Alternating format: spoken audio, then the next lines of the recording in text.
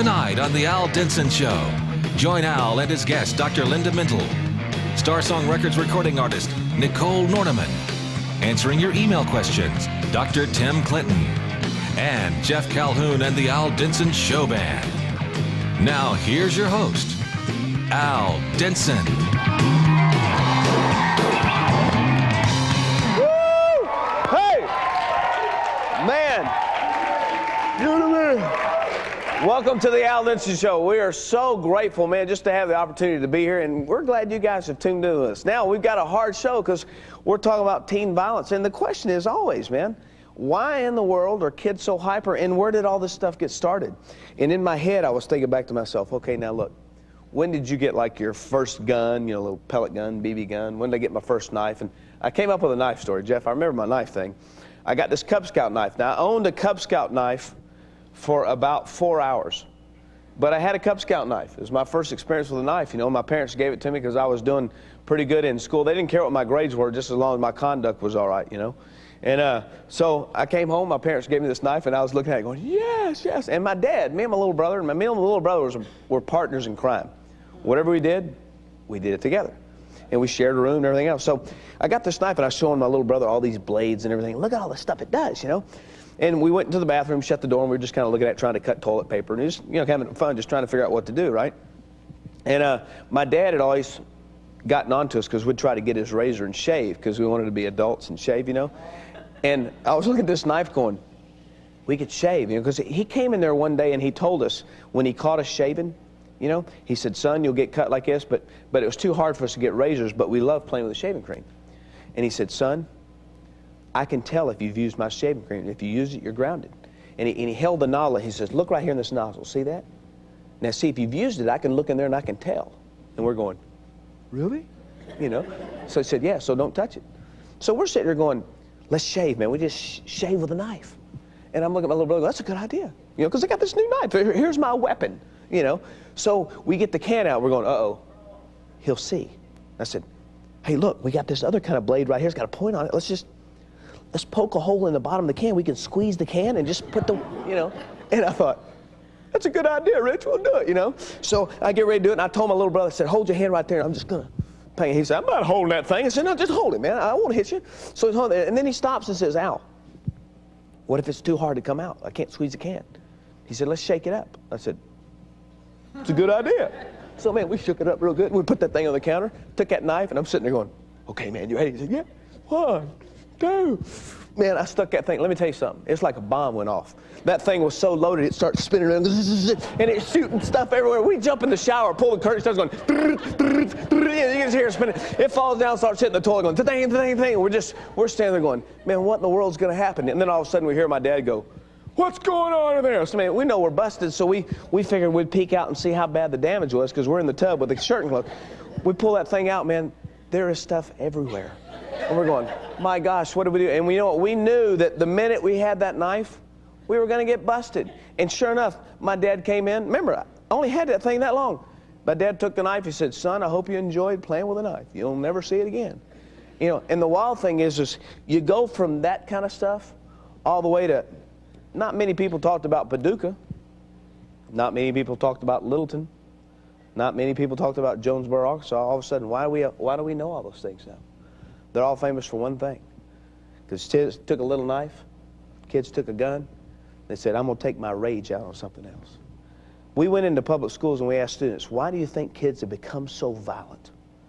And you know what? It's staggering what they had to say. Watch this. I want to show you. Look in their eyes when they're speaking. You'll understand. They're serious. Probably because they see it on TV. They're on drugs or something. It could be something at home. A lot of families like this were brought up like with a lot of violence, like the mom and the dad argue a lot. Because people, like, what's that word, instigate it. They're just like mad about everything. It's all that rap music they listen to. All that violence and stuff, it's bad. I know some, you know, I mean, students aren't really bad, but just the influences they have from other students and movies and TV shows and stuff nowadays are just making kids more violent. Well, you can see kids are angry. You can see flat out they're saying, you know, we're not taking this anymore. And why in the world is it that our generation has meant they've kind of increased the speed? They've kind of turned up the heat. They've kind of say, you know what? I'm taking this stuff into my own hands. And it's wild, man. The world's out there saying, whose fault is it? Some people say, no, it's a parent's fault, man. They abuse their kids. They neglect their kids. Kids got to have something to do. They want their parents' attention. They're going to do what they're going to do to get their parents' attention. Other people say, no, no, no, it's probably the media. The media is out there saying, hey, you know, just forget this, desensitize it, man. It's no big deal, man. We've gotten so used to seeing violent acts. It's just like no big deal. Video games, all that. We've got so many different things that we end up blaming. We're going to end up talking about that, but here's what I want you to do. I want you to get a pen and a piece of paper, because we're going to give you an address, an email address, and stuff to write to us, because we're going to put some stuff in your hands that'll help you if you're dealing with this. So you go grab that, but you keep it tuned right here to the Al Denson Show, because we'll be right back. Now, don't go anywhere, because we're going to come right back. Yes, I think kids have a responsibility to make sure their schools are safe. Kids can reach out to their own age better than parents can relate to the kids. Because they're the ones going there. They have to have just as much respect for it as everybody else. It's not going to go away on its own. I mean, if one kid comes to school with a gun and nobody says anything if they see him, then, you know, it's their responsibility too. If we don't do anything about it, then it's just going to continue to get worse.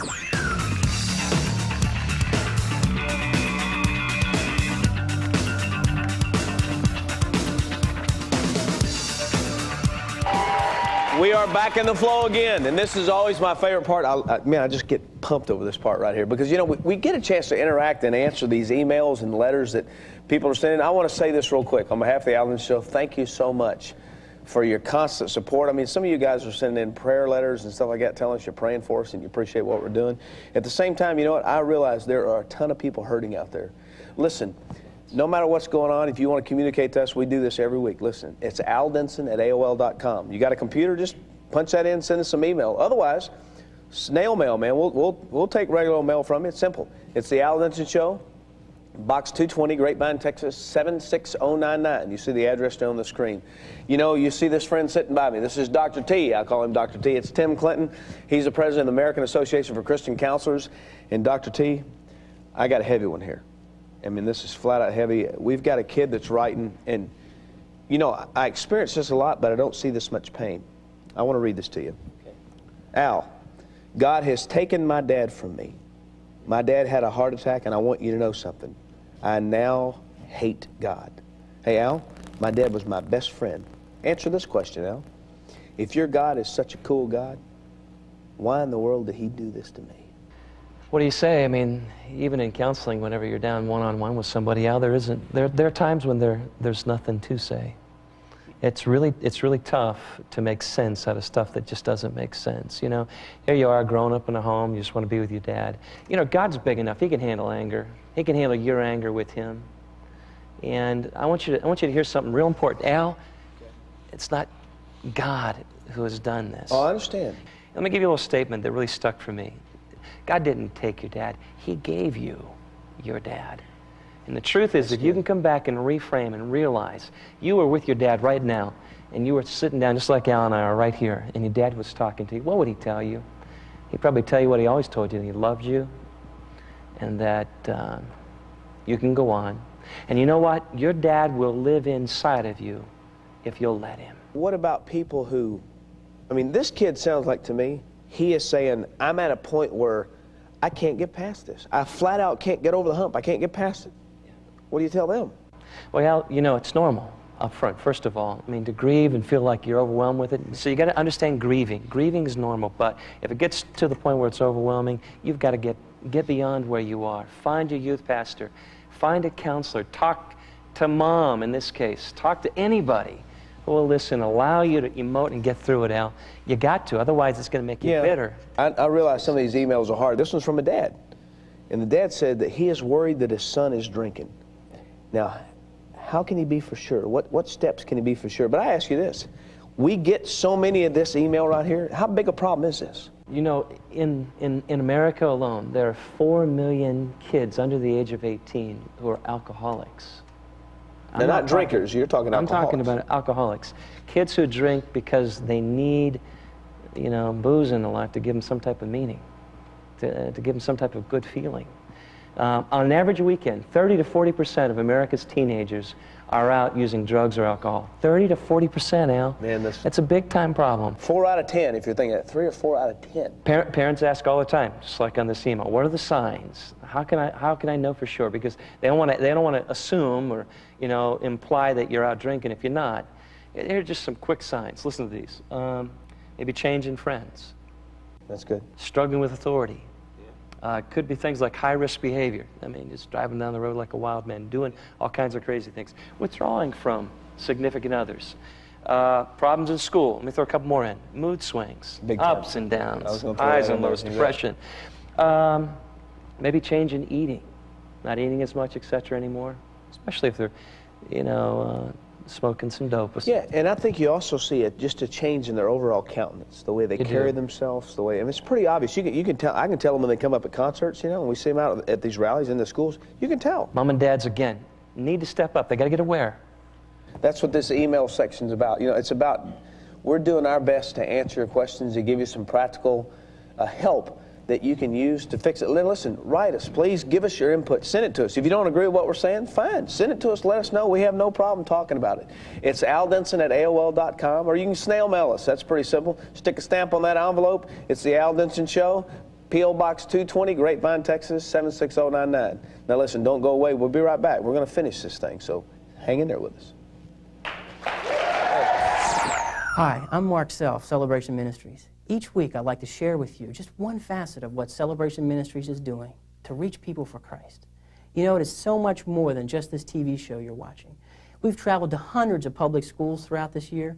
You know, on any given day, you can hear Al's music on the radio. You can walk into Christian bookstores across the country and pick up his music on CD and the books he's authored. You can even interact with us on the internet. You know, God is doing tremendous things through Al and through Celebration Ministries. Just take a look at this one aspect. You know, we get so many questions from kids and parents asking tough questions. And you may be watching the show thinking, what do? You just go into public schools and ask kids' opinions on all these different issues?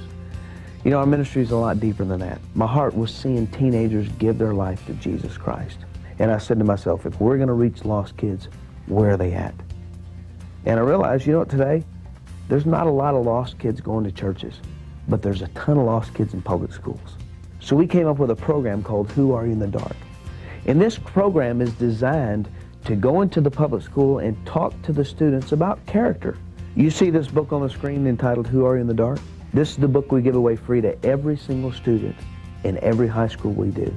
Kids say they'd rather go without food than go without their music, because music is the #1 influence among the American teenager. So we do some little bit of music in the assembly, and we invite the kids to come back that night for an incredible concert. And man, at the end of that concert, we give them a chance to respond to the gospel of Jesus Christ and to stand up in front of their friends and say, hey, I need Jesus Christ. And what a difference it's making. Now, it's funny, since we came up with this program, over 46 states have passed a law that said that teachers have to teach 5 hours of character-building material a week in the public classroom. So schools have opened their arms and said, please come in, please come in, please come in. I want you to keep watching, because at the end of the show, we're going to give you an address on the screen. And I want you to write that address down. And I want you to send me a letter letting us know that you're praying for us, that you're going to stand with us. And you know, when tragedy strikes in your area, let us know. We want to come. We want to help. If you got public schools that you need us to get into, let us know. We want to help you. But more than anything, we want to hear from you so you can let us know that you're praying for us. Because prayer is the only way we're going to effectively change this generation for the gospel of Christ. And I need you to pray with us. Welcome back to the Al Denson Show. You know, I love it. This is our special guest, Linda. I'm going to introduce you in a second, but I'm telling you this. I love being in front of just a hyper crowd of kids. There's nothing more exciting than that. We have medication for that. Yeah, do you? Yeah. Believe me, my prescription has run out. No, it is incredible to have a chance. You know, we always focus on how bad kids are, but it's great to tell you that there's some good kids. But you know what? When bad things happen to those kids, it makes headlines all over the place. Right now, you're looking at the screen. Look at that running across the bottom of that screen. You see that?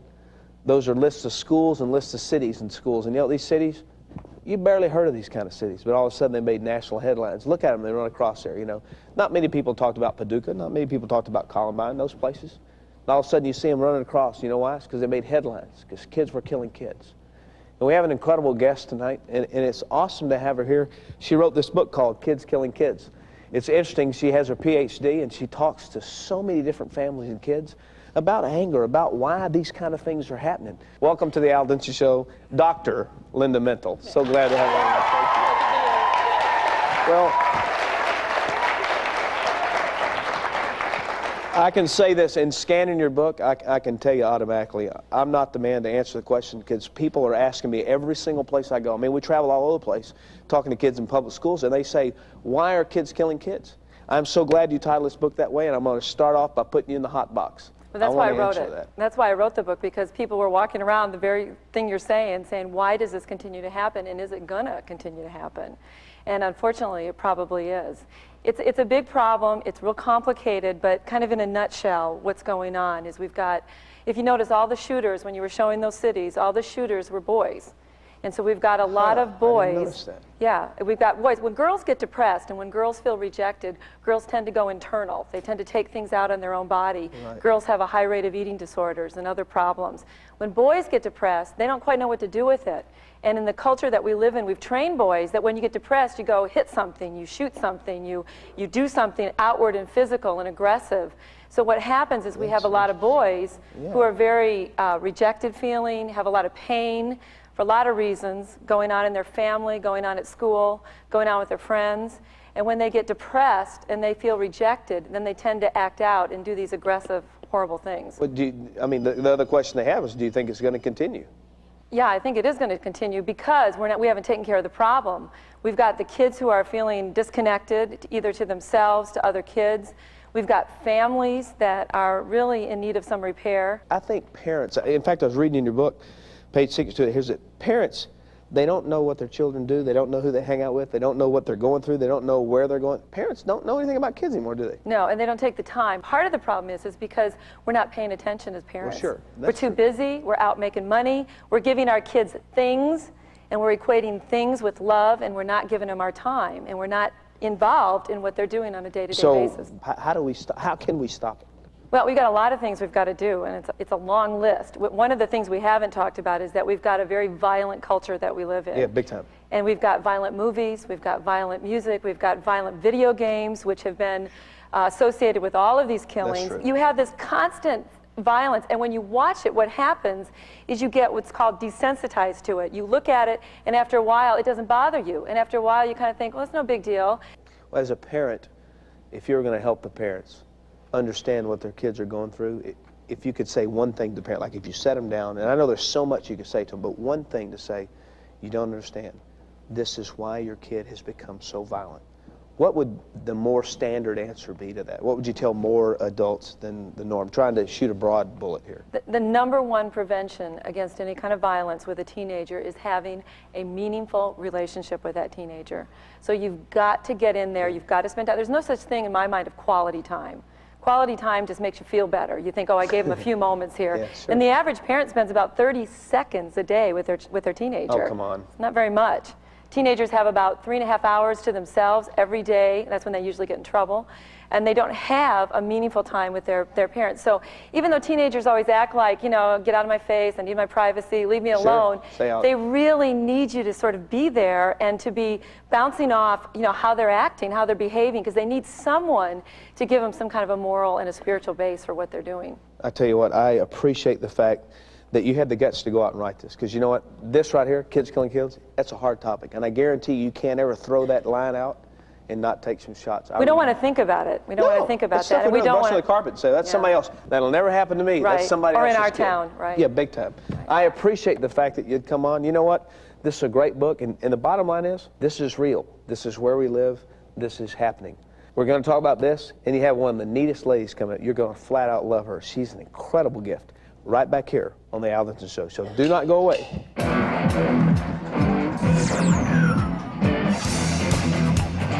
Being better friends and listening.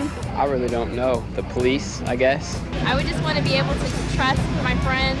I would try to talk more to the people that kind of sit on their own and they feel, I guess you don't really know how they feel, but interact with everybody, not just one basic group. They can, if they hear something that's going to happen, they can go and tell like the authorities or tell the principal or a teacher.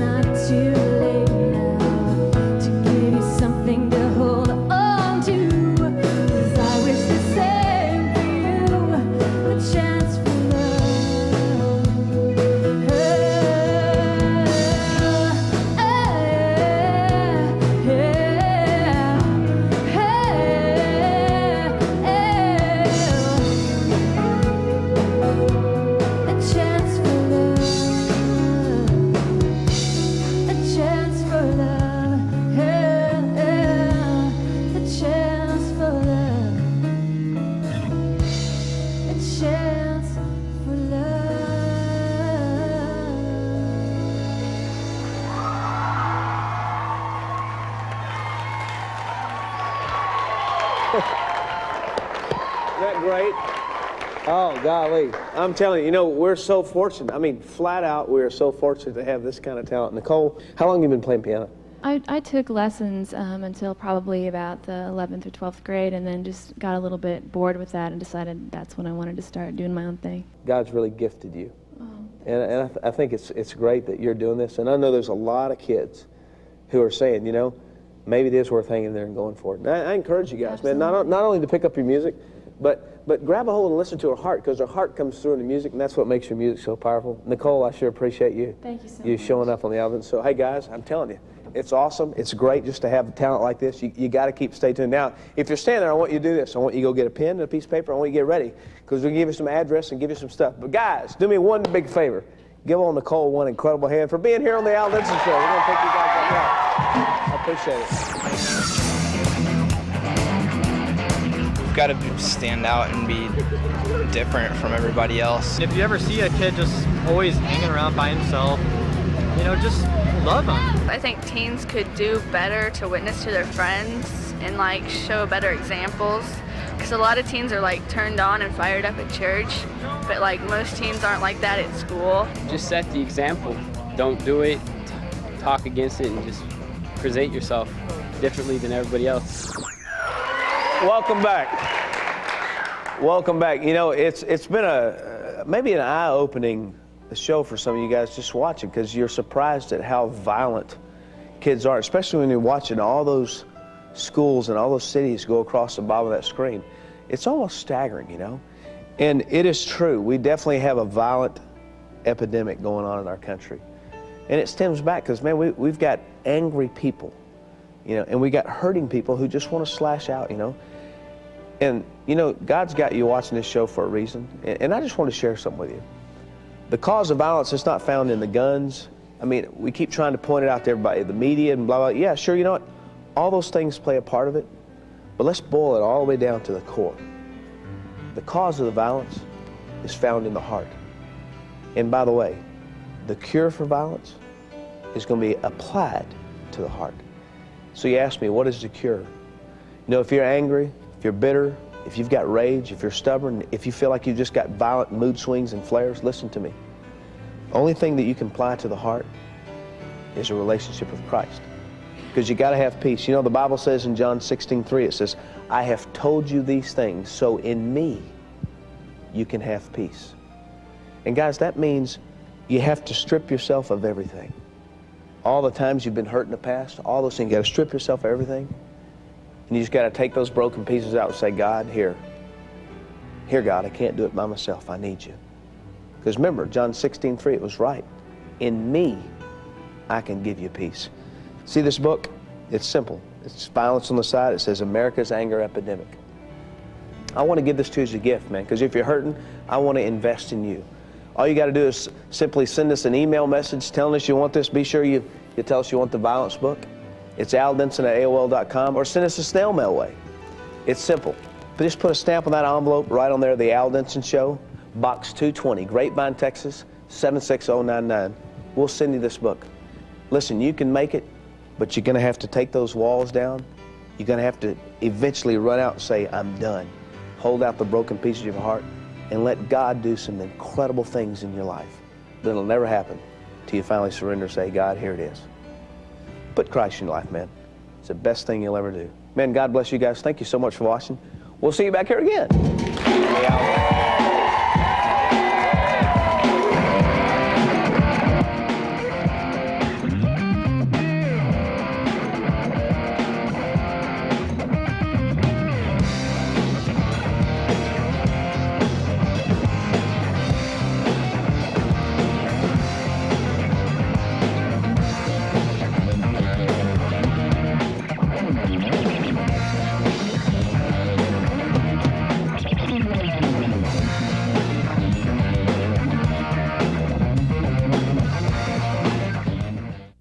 You know, we're about going into public schools and talking to kids. We've developed two incredible programs. One of them is called Who Are You in the Dark? And it's about character. What you do is you get 15 churches to get together. They contact us. We come in, we do 3 public school assemblies, and we do a concert at night to get the kids to come back to. And during the public schools, we talk to the kids about character. When they come back at night, we talk to them about a relationship with Jesus Christ. So if you want us to come, contact us at the address on your screen, and we'll be there.